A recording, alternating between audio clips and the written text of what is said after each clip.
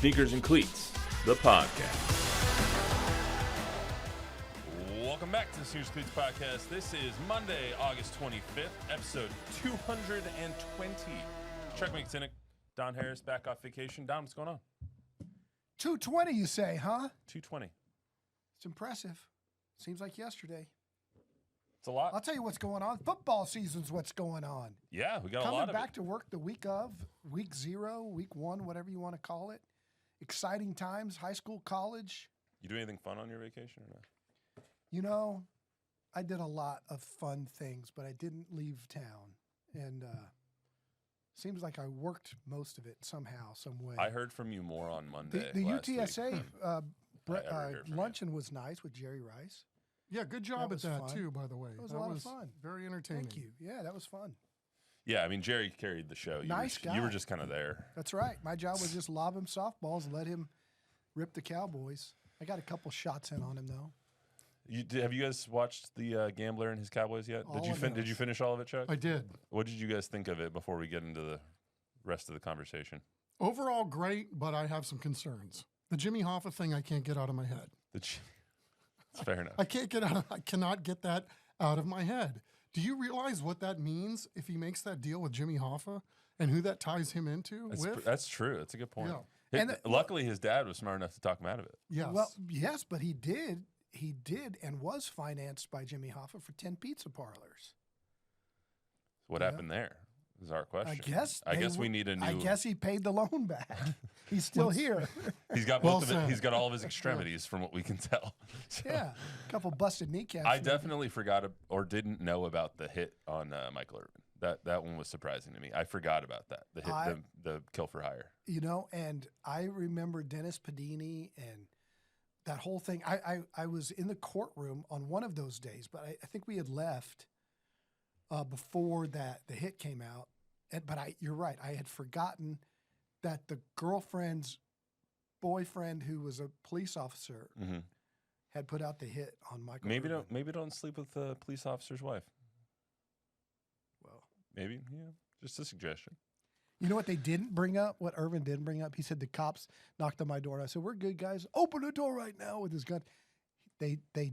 Irvin conveniently left out that his real response was, "Don't you know who I am?" I also forgot that he almost killed his teammate. Oh yeah. Yes. Everett. Whatever the O lineman's name was. MacGyver. Yeah. Yeah. But anyway, so we're not here to talk about that. Subscribe to the YouTube channel, News 4 and Fox SA. Download, rate, review the podcast version wherever you get your podcast. We got a lot going on. I want to get Don's take on the Project Marvel stuff since he was gone last week and conveniently didn't tweet about it after like Wednesday. We'll get that. Chuck and I won't give our 2 cents again because 2 podcasts last week. You can go back and listen to them if you want to. Plus, NFL teams getting their rosters down to 53 men. The Cowboys, Mazi Smith, is he going to make it or not? Does he deserve another chance?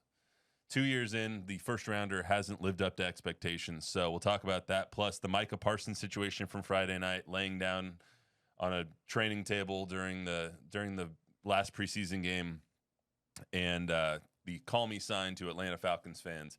Take that for what you will. Last but not least, we founded this podcast on a couple of principles: Spurs, Cowboys, and the more is the high school football aspect of this. High school football starts this week, so we will get a little bit specific on the San Antonio high school football teams as the TNL kicks off on Thursday, one of our favorite things to do all year. So first and foremost, guys, area code 220. I got nothing. I'm going to say North Dakota. It's actually a really sad thing that Bob's not here today because he would get it right. Really? It is Newark, Lancaster, Athens, and Marion, Ohio. Central and southeastern Ohio. 220. So, just fun fact. Athens. Actually, fun fact, there is a city in Illinois pronounced Athens. And that's why I pronounce it that way, because I covered it in my first market. Is it Athens, Ohio, though, where Miami of Ohio is? It might be. I believe so. Is it? Yeah, I believe so. Oh, okay. Chris Hoffman, ladies and gentlemen, filling in for Bob today. All right, Don, give me 2 minutes on Project Marvel. Just to catch everyone up, City Council voted to move forward with the term sheet. The next thing that comes out on Project Marvel in Spurs Arena is a vote in November. $311 million from the county venue tax. Do you want to give me 2 minutes real quick? Yeah, I think this is the way it was always going to go. 7-4. I thought there was some that believed it could go 8-3. But it was, I think, the only thing that I could add was that Eric Walsh, once he completed the term sheet, was going to put it on for the discussion on the 21st and then a vote on the 27th. And the mayor surprised a lot of the council by adding her referendum on Sunday night late that she wanted to vote on a pause. And I think that got the other council members to say, okay, then just screw it. We're going to do the same thing then. We're just going to all do it on the 21st. And so I think this is what everybody expected the way it to go. And I think the voters will make the ultimate decision on one vote or two. And we'll see. But, the information needed to get out there. Props to Eric Walsh and his team for doing the heavy lifting in the negotiations.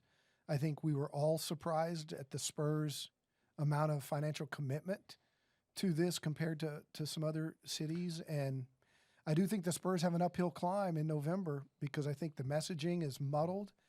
I think there's a lot of confusion on who pays for what still.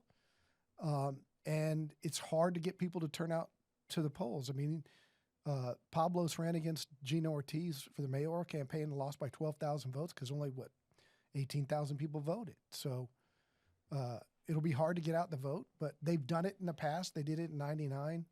They'll hire some really good firm to lead their campaign. If they run out Manu Ginobili and Tim Duncan and David Robinson and have a good campaign, they'll have a chance. If they don't, history shows that it's the naysayers that turn out and not necessarily people for it. Let a naysayer know. Thoughts on the mayor calling you out with the SA Current last week? I don't know that she was informed on Don that Harris, done tweet. deal? Yeah, but see, I mean, I think, I don't know. My tweet was self-explanatory. I wasn't saying it was a done deal. Obviously, I knew and said in the same exact tweet that it was the term sheet that had been agreed to, which was what I was reporting on for 3 days, and that it still required Eric to take it to the vote. I said in the tweet, the same tweet as done deal, I said he hopes to get in front of council for a vote by the end of the month. And then obviously I know that there's a November vote coming. So I don't know that if she interpreted it that way as I thought the whole thing was done, or if that was just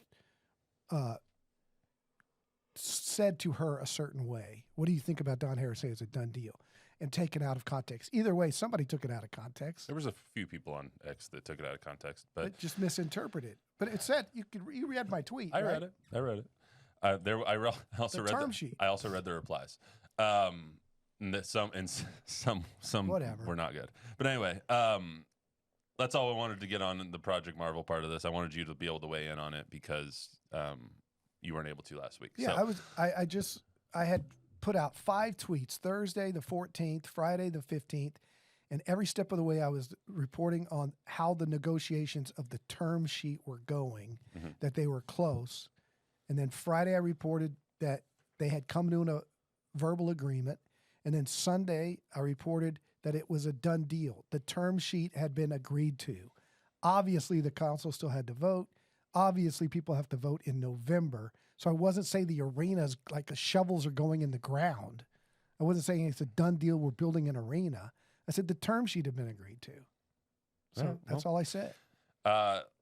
Let's move on to the Cowboys here. Obviously, the next thing with Project Marvel is the vote in November, and so we'll see a huge public campaign over that, I'm sure, over the next 70 days or so until Election Day. For the Cowboys, I want to talk about Micah Parsons first before we talk about Mazi Smith. Or Michael Parson. Yeah. If you I ask, wonder if that's being done intentionally. Jerry might not know his name. Yeah. You think when he saw Micah's mom the other night, he was like, "How's Michael doing?" I don't know. Wasn't privy to the conversation. The more you find out about this situation, the more you don't know what the hell's going on. No one actually knows what's going Let me on. ask you guys Even this. Adam Schefter and all that stuff. Hold on, let's pop up that photo right there, Javier. So this is the position heard round Texas and around the world, Micah was seen during a very short portion of the game laying down on a training table, obviously not entertained by what was going on. But that was, I think, taken out of context a little. He wasn't like that the entire game. Yeah. Like, he was only like that for a limited time, but everyone saw it. And then you couple that with him walking into the locker room with nachos in his hand, which looked very good, by the way. And Atlanta Falcons fans calling out to him, come to Atlanta, and he makes this symbol. Maybe it's a call, maybe it's a hang loose, I don't know. Maybe it's a birds up, who knows? And then the other part of that is that the Cowboys fans that sent something to him, and he made the same gesture.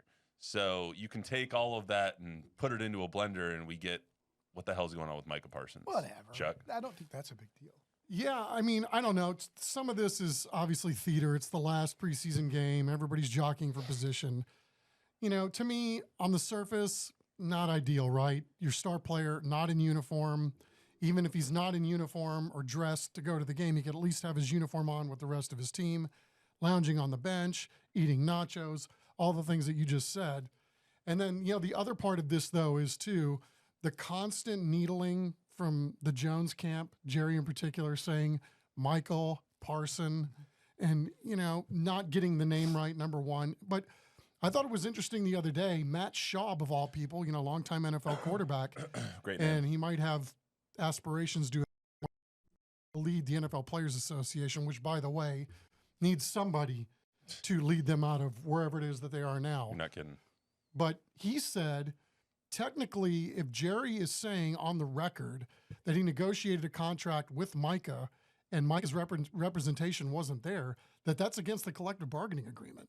So, you know, you're starting to see how some of this may work on the outside according to the rules. And so we'll see where it goes. I know Cowboy fans, I know I'm thinking the same thing. I mean, you hope that all this is settled and the guy's in uniform for opening night against Philly, because it'll be a damn travesty if he's not. I don't think he's going to be. This has taken a turn. I think this is Jerry's dug in. And I know, I mean, I'm going to eat my words in Thursday of kickoff when he signed 2 hours before kickoff. But are you guys bothered at all? To me, it seems predatory what Jerry is doing to a 26-year-old kid in this regard. That he says they had a deal done with the agent not there, like Matt Schaub's point.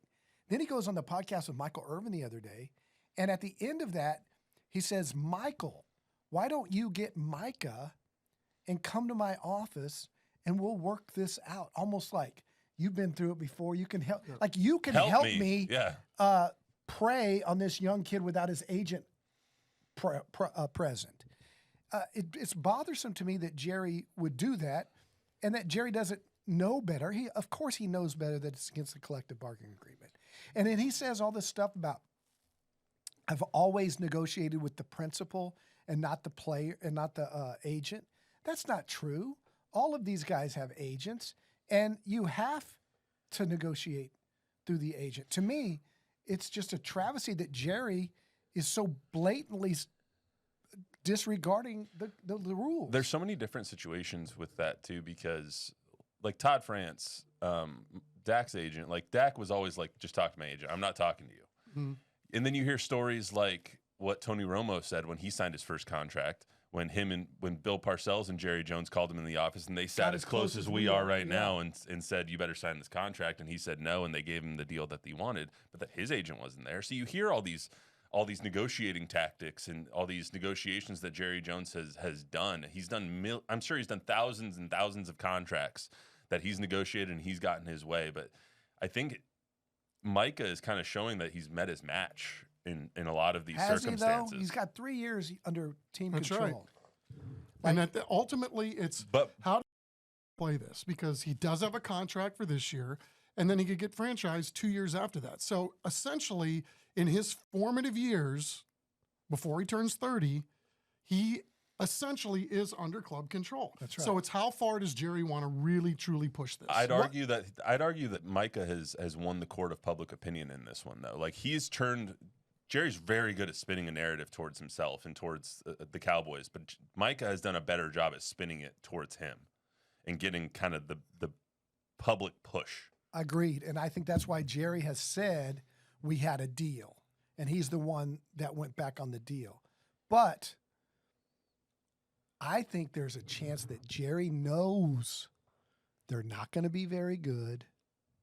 And I think Jerry is willing maybe to let this thing go a few weeks into the season and see. That defense is going to be awful without him. I don't know about that. And you can franchise. At what point does Micah blink? Because I think they're playing a game of chicken. Jerry's in his lane, and Jerry ain't moving. I'm guessing, and I know that goes against what Jerry's always done, but I'm guessing Micah blinks first, because once you start missing those game checks when you're making $20 million a year. 1.4 a game. Yeah. I don't know. Chuck, yes or no, does Micah play the season opener? Man, this is a toughie, right? Because I think Don hit it right on the head in terms of Jerry's always blinked. He blinked last year. I was there, couldn't believe the circus. I thought, oh, got to the stadium nice and early. I have a nice pregame meal, watch a ball game. No, it was find the owner and get sound, right? I don't know. I hope at some point cooler heads prevail, because this cannot bleed into the season, right? It absolutely cannot. You're going to lose people on both sides of the argument, I think, if this starts costing games. So, I mean, let me say this. I don't know really how to side on this, because Jerry has wilted last second every single time. I didn't think he should have wilted with Zach Martin, and he did. I could go right down the list of people that I thought, you got him, don't do it. You got him, don't do it. He's turned and wilted every single time. I cannot in my heart of hearts at this point think that this is going to get to the point where it's going to cost Micah games. What about Micah? If the problem is with Mulugeta, which is what it sounds to be, it sounds like Jerry has a problem with this guy. At Micah, what point do you maybe switch horses? Or tell your agent, just get it done. You don't. I know you're not supposed to. You can't at this point. I don't know. I think you have to. There's going to have to be give and take. Obviously, if he loses $40 million the first 2 weeks, don't you call your agent and He's say, not going to lose $40 million in the first 2 weeks. I mean, He'll $3 lose million. close to 3. Yeah, you lose $3 million the first couple of weeks. Do you? And if you were the one if Jerry's telling the truth and you were okay with the numbers that Jerry and you agreed to at the time. You're going to tell me the Cowboys go 0-2 without Micah and Jerry doesn't come running like you did with Emmett? I don't buy that. I don't know, because that was a Super Bowl team that was defending Super Bowl champs that ended up winning another one. This team is a 7-8 win team. As Emmett likes to point out, right? Emmett did not have a contract. His contract was literally up. So there was a big difference between trying to extend as opposed to getting a new my deal. Contract's up. I need a new contract. Yeah, he couldn't play with that. Right. He didn't have a contract. So, Right. All right, quickly on Mazi Smith, since we went a little longer on Micah than I planned on. Does Mazi Smith make the roster? This will be year 3 for a first-round pick. You spent, the 27th pick in the draft, 26th pick in the draft? On Mazi Smith, he is firmly on the bubble as how badly he's performed coming out of Michigan. Chuck, yes or no, is he on the roster by 2 o'clock tomorrow? I think so, because he is a first-round pick. He's going to get every benefit of the doubt. I hope he's trending upwards in some way, shape, or form, but if not, we'll know at 2 o'clock tomorrow, right? Yeah, I think he's on, but I don't think he should be. He's been outplayed by everybody at that position.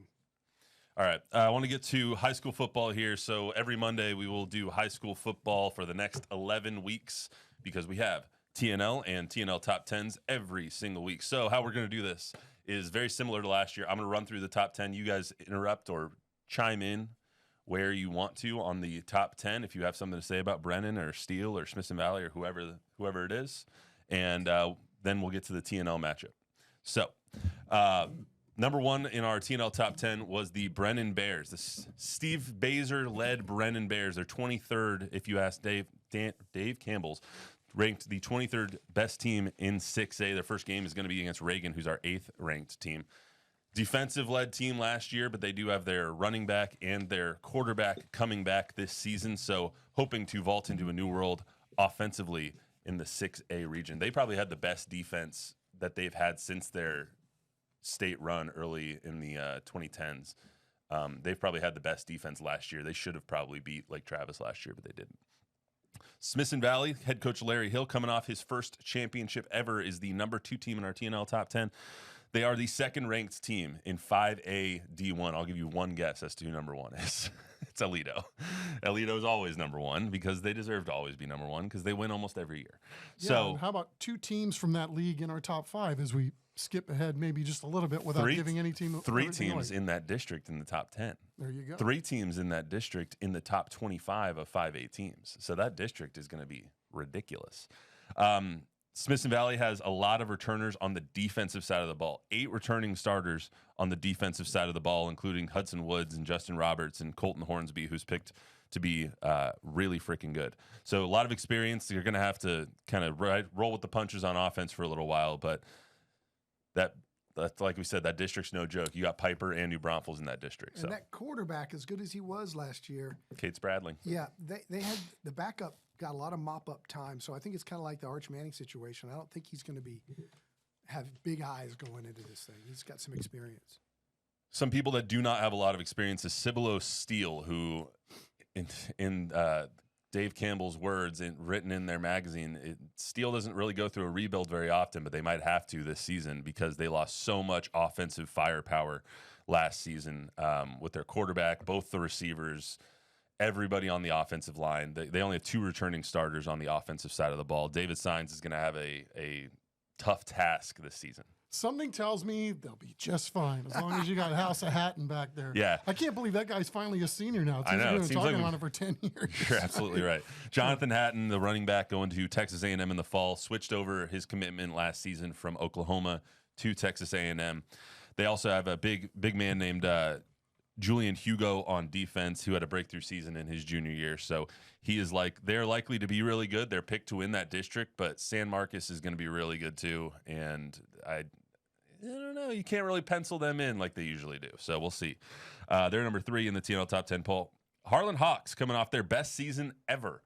Are number 4 in the TNL top 10 poll. Eddie Salas always has a great squad over at Harlan, and just props to Salas for coming back from cancer this season. He found out 2 weeks after their longest playoff run ever that he had cancer. He fought it, he battled, he won. Yeah. And now he's coming back. He didn't know if he was going to coach ever again. So props to Eddie Salas on that. Amen. They have Jivery Graham is their star on offense. He is deaf. He's a deaf running back, which is awesome. Another awesome story coming out of that school. Harlan just has all the awesome stories this year. They're also playing for, I think it's their offensive coordinator's mother who died recently in a surprise. So they lost lots of talent. Peyton Matthews going to Rice, but best season last year was kind of a surprise. Made it to the regional finals, lost in the regional finals. Yeah, and to the eventual state champs. And, when you hear them talk, they're talking about it. Why not us? Why not we them? saw and we lined up who we played against last year.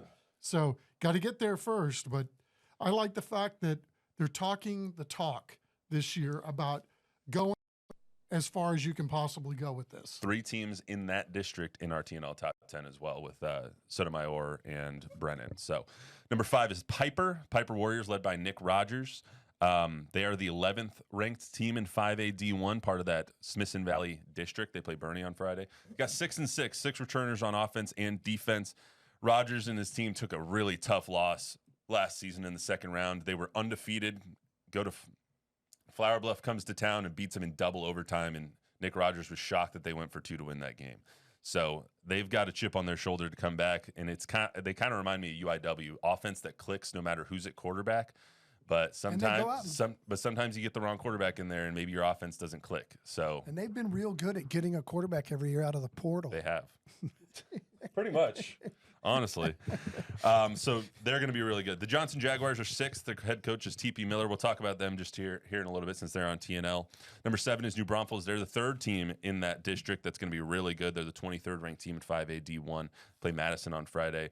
That's a team that has a chip on their shoulder under Brad Mulder. It's going to be his 3rd year, I believe, as the head coach up there. Caden Mills is one of the best athletes in our area, so They just got a loaded district. Even if they play their best, I don't know if they can win that district. It's just so tough with Smithson Valley and Piper. Reagan Rattlers are number 8. They're going to be really interesting this year. Preston Myers takes over as head coach for Lyndon Hamilton. Don't know how much of a hiccup that'll cause because he was the DC there for 4 years. Now takes over as the head coach, kind of like in Bernie, where their DC is taking over as the head coach for Shea Hendricks.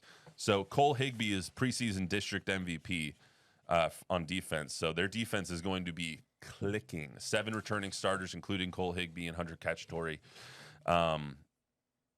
Their offense is probably going to take a little while to gel, but I wouldn't be surprised if that first game against Brennan is like 10-7. Like it really might be like 17-14, both defenses just duking it out like crazy. Yeah, they're looking for some playmakers at Reagan, the way I understand it, right? You're right. The defense should be okay, but, it is going to be a little bit different than what we've seen from Reagan in years past. And you're right. It might take a game or two for them to get their footing. I mean, it's hard to make up for a guy named Cole Pryor, I mean, Cole Pryor Well leaves. said. Cole Pryor leaves, and you got to find somebody to take on all those yards and plays. So, Sotomayor Wildcats with one of my favorite head coaches in the entire area, Juan Morales, Here. made the I just got a tweet that said no sign of Micah Parsons at the open portion of practice today. Anyway, made the playoffs for the first time in Sotomayor history last year. Coach Morales believes this team can do it again, especially with Chauncey Moon being another year older, Cameron Grady another year older. Their offense should be really good this season. Coach Morales, guy in his mid-50s, and reminds us all that we don't spend enough time in the weight room. Right. Also, just reminds everyone to be just a kind. Literally, he's just one of my favorite people. And that I've met. they're all grown up too, right? This is the first year that they'll have seniors be seniors, and so, Exactly. or Their seniors first, that went through the whole program. yeah, their first full 4 years. class. Yes. So, good point there. And then lastly, in number 10, the Brandeis Broncos, led by Keemy Lewis, his second year. They missed the playoffs for just the first time in the last 3 seasons, I believe. They got their junior quarterback, Winter Smith, coming back, 6 returners on offense. They lost a lot of production, a lot of skill guys, and a lot of offensive linemen. But, I mean, one could make the argument that you didn't make the playoffs last year with those guys. So maybe you get some new blood in there and you're able to right the ship. They're in that district with Reagan and with Johnson. So, I mean, they got some talent. And I think, Don and I saw Winter Smith last year. Man, he looks the part. And I know sort of kind of new towards learning the position at this level, but he's adapted very quickly. Got the tools. So let's talk about Judson. TNL week 1 is the Johnson Jaguars versus the Judson Rockets. Is the 4th year I think they've played in the non-conference schedules. This Thursday, 7 o'clock at Rutledge Stadium on CWSA. These two will be in the booth. I'll be on the sidelines. We do have a new presenting sponsor this year. It is the Little Caesars. Pizza. Little Caesars Thursday Night Lights, presented by the Gomez Law Firm. So go through the Johnson Jaguars first. They have a lot of returning production. 6 offensive starters, 9 defensive starters. They're 30th in 6A. Their top returners, guys like Bryson Thomas, Mikael McCreary, Joshua McNeil. Elvis Estrada was picked to be the preseason offensive MVP per Dave Campbell in that district. They have never won back-to-back district titles in their 18-year existence because Reagan has always kind of been there. Brandeis has always kind of been there. They're picked to win again this season, and they have a lot of returning production. They did lose Bubba Johnson, who was half of their offense last year, it felt like. He was running the ball every single down. Let's hear from the Johnson Jaguars, and then we'll talk about the Judson Rockets. Fall practices are kind of winding down now. It was just like, did you get everything that you kind of wanted to see out of your team during fall practice this year? We did, physicality, mental mistakes, cleaning those up, and just coming together from all of our hard work that the student athletes that took place this summer. And so fall season's here. We have a week 1 next week versus a strong opponent, Judson. Let's talk just real briefly about that, because you get to start the season on TNL. I know you guys are worried about the game, getting that victory, but what does that mean for not only you, the players, the seniors, but also the entire Jaguar community, that you guys get a chance to showcase your talents on TV? It's always important to showcase, because this place is a special place. This community, Johnson, the support that we have from our administration, and even our athletic department with Coach Gavon coming over. It's just phenomenal. So being able to showcase that and our seniors, the first last non-district game, and we want to start the season off on a great foot. But also, all of our extracurricular band cheer, dance, being able to showcase everything that they have been working towards in the summer as well. Do you take in a little bit more because this is your senior year? This is your last run at fall camp in high school? Yeah, I mean, kind of do, but, you know, I've done it before, like we've done it before. So I just, like, you know, I'm just ready to play, just ready to get the W. What do you like about this defensive unit, and what can Jag Nation expect when you guys take the field? So I like the main thing I like is our chemistry, since we're all friends with each other. But we're just together, we're more together, we're more focused, we're more locked in for you. Like, we're trying to make it further this year. And, you know, they should expect, like, a lot of picks, a lot of fumble recoveries, all that, yeah. What do you like about this offensive unit as you guys get ready to wind down fall practice and get ready for the season? We all show up with effort every day, you know.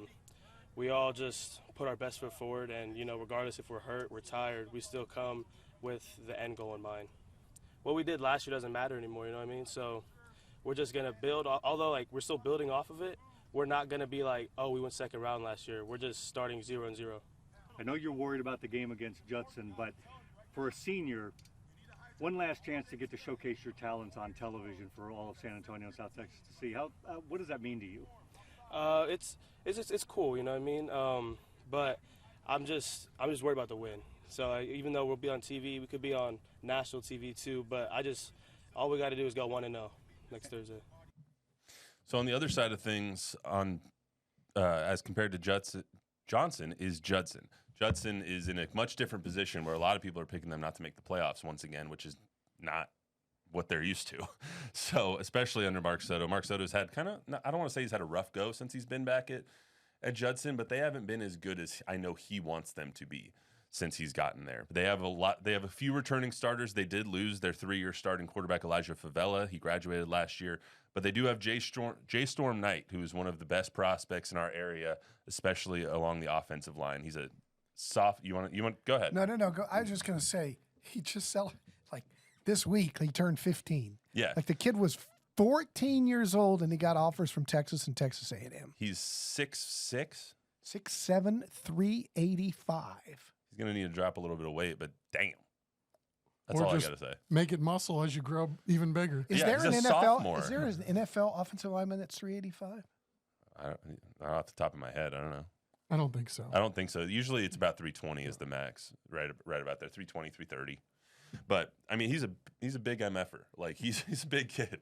He's his own area code. Yeah. And I mean, they have a lot of Nate Boot. I'm going to pronounce his name wrong. Booty is how I believe his last name is pronounced. We're going to hear from him in a second.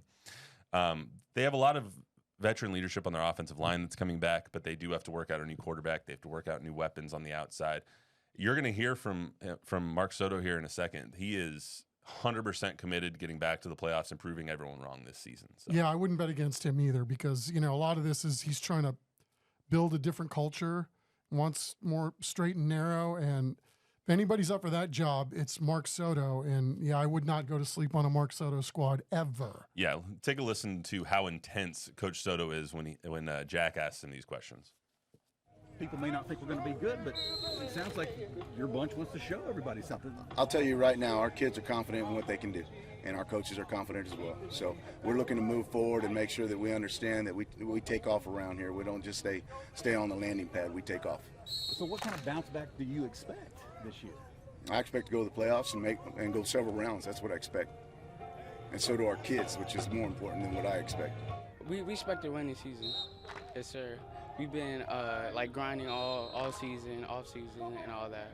Elijah left after being a 3-year starter. What are you looking for with these young quarterbacks? I'm just looking for them to be leaders, and that's what they've been doing all practice. All three of the dudes we got battling right now for that starting position. They've been perfect at battling for the position and being able to lead the team. It's definitely a really cool moment because we had a game last year we got to play on TV, and we won that game, and it was a very big moment for us. And being able to start the season that way this year against a team we've been playing for 4 years straight now, it's a very special moment. We've been going back and forth for years now, so it's very exciting. Yeah. So Mark Soto, you can feel it. You can just feel it when he talks. Like, all right, calm down, man. I like it, man. You get juice from that, right? Well, every time we do a Judson game on TNL, he comes over to the sideline interview, and I'm like, I better hurry. He's rearing to go here. He's really nice for he's always nice. But Rocket Pride, man. I mean, it's He's intense. the product of Jim Rackley and D.W. Rutledge. What do you expect? It's fair enough. Anything on TNL, guys, before we get started? I know we haven't really done a lot of our production meetings and all that stuff yet and studied up the teams per se, but anything. I'm really looking forward to Judson versus San Marcos this year. And for those that don't know, it is a 4-year-old soap opera where October 17th. San Marcos went into the portal when there wasn't a legal one and loaded up, and they were put on 3 years probation, I believe. So the kids that transferred to San Marcos as freshmen have not been able to play varsity football until this year. They've dominated JV, beating people 70-0. They went 10-0 last year on the JV. The varsity went 0-10 because these kids, some of them, big-time college recruits, have been forced to play JV, and these are kids that probably should have gone to Judson and others. Mark Soto turned them in. They were found guilty by the UIL. They then pressed charges against Soto. He was found innocent in all this back and forth about eligibility. And so now the kids can play. They're going to play for San Marcos against Mark Soto. There's no love lost between him and Coach Walsh at San Marcos, and so it's just going to be I think they'll have a lot of extra security on hand that night. Yeah, and how about week 2 of our schedule? Oh my God. 1 versus 2 in our newly minted TNL Top 10 poll. That's going to be a banger too. It's a little bit sad that game falls on the Cowboys opening night because it gets a little overshadowed.